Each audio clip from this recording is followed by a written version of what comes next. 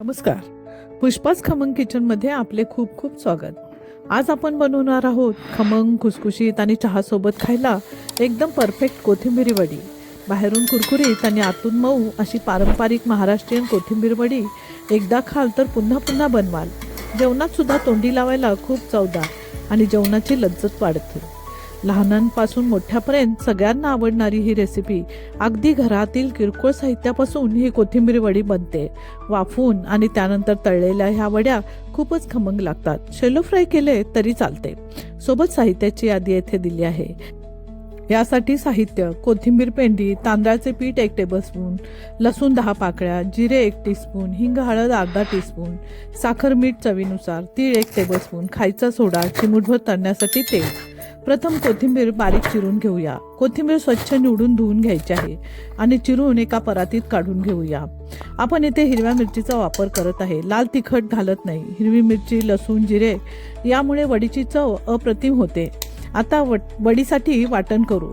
लसूण, मिरची आणि जिरे यांचे दरदरा वाटण तयार करून घेऊया. बघा हे असं. आता हे तयार केलेलं वाटण आपण चिरलेल्या कोथिंबीरमध्ये मिक्स करायचं आहे. बघा, या चिरलेल्या कोथिंबीर आणि वाटणाचा सुगंध खूपच येत आहे.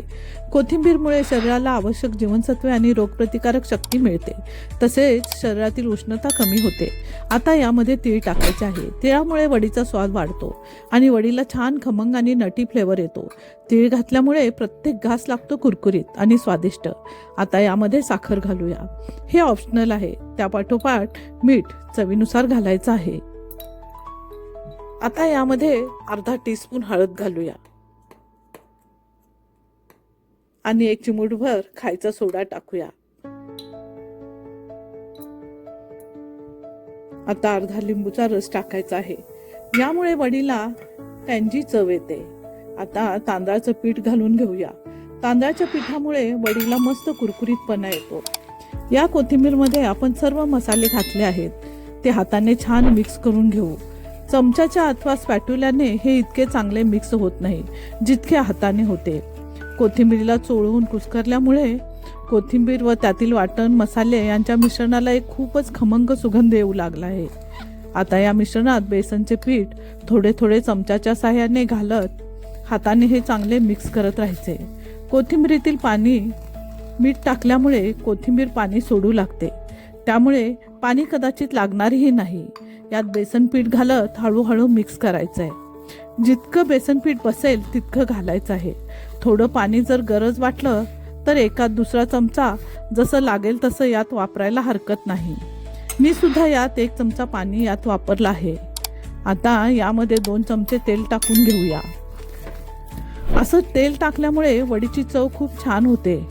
आता हे चांगलं मळून घेऊया. आता या मळलेल्या पिठाच्या हाताला तेल लावून लांबट आकारातील रोल करून घ्यायचा आहे. जो खूप जाड करायचा नाही. जाड केला तर त्याला आतून वाफ पोहोचत नाही. मी इथे असे रोल करून घेतले आहेत. आता मी इथे इडली पात्र घेतले आहे. यामध्ये 3 ग्लास पाणी घालून उकळून घेतले आहे. तुमच्याकडे स्टीमर असेल तर तुम्ही वापरू शकता. आता ह्या वड्या आपण या इडली पात्रावर ठेवून 15 ते 20 मिनिटं मध्यम गॅसवर वाफवून घेणार आहे. जर कुकर वापरत असाल तर शिट्टी न लावता वाफ द्यावी. आता 20 मिनिटं झाली आहेत. आपण झाकण उघडून बघूया. वड्या छान शिजल्या गेल्या आहेत. आपण या वड्यामध्ये सुरी घालून चेक करूया. जर सुरीला पीठ चिकटून आले तर आपली वडी शिजली नाही असं समजावं. पण इथे आपण बघू शकता सुरी एकदम क्लिअर दिसत आहे. म्हणजे या परफेक्ट शिजल्या आहेत. या साध्या सोप्या रेसिपीसाठी पुष्पाच खमंग किचनला सबस्क्राईब करा. आता या वड्या खाली काढून थंड करून घेऊ आणि थंड झाल्यावर सुरीने कट करून घेऊया. जास्त जाड नाही, जास्त पातळ नाही, मध्यम साईजमध्ये कट करून घेऊया. या वड्या छान शिजल्यामुळे कट करताना तुटल्या देखील नाहीत. या वड्या कट करताना धारदार सुरी वापरावी आणि सुरीला थोडे तेल लावावे. आता ह्या वड्या बघा किती छान दिसतात. आता आपण या तळून घेऊया. शॅलो फ्राय सुद्धा करू शकता. या वड्या खूप रुचकर लागतात. आता कढई किंवा पॅनमध्ये तेल गरम करायचं. तेल खूप जास्त गरम नाही करायचं, नाहीतर वड्या बाहेरून पटकन लाल होतात पण आतून योग्य कुरकुरीत होत नाहीत. मध्यम आचेवर तळल्याने वड्या हळूहळू सुंदर सोनेरी रंग घेतात. तेल गरम झाल्यावर एक एक करून वड्या सोडायच्या. सुरुवातीला लगेच हलवू नये. काही सेकंद तसेच राहू द्यावे म्हणजे बाहेरील थर सेट होतो. त्यानंतर हलक्या हाताने पलटून दोन्ही बाजूने छान सोनेरी आणि कुरकुरीत होईपर्यंत तळायचं. या सोनेरी रंगावर आल्यावर वड्या एका प्लेटमध्ये काढून घेऊया. बघा, ह्या वड्या तेलकटसुद्धा झालेल्या नाहीत. त्या तऱ्हेने आपण या सर्व वड्या तळून घेऊया. आता दुसऱ्या रोलच्याही वड्या आपण दोन्ही बाजूने खरपूस सोनेरी होईपर्यंत तळून घेऊया. हे तयार केलेले रोल फ्रीजमध्ये चांगले 15 दिवस टिकतात. कधीही जेवणाच्या अगोदर आपण शॅलो फ्राय करून खाऊ शकतो.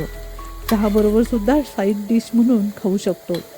ही रेसिपी तुम्हाला आवडली असेल तर तुम्ही नक्की करून बघा आणि तुमचा अनुभव आम्हाला शेअर करा. या आणि अशा घरगुती रेसिपीसाठी पुष्पास खमंग किचनला लाईक, शेअर, सबस्क्राईब नक्की करा. धन्यवाद.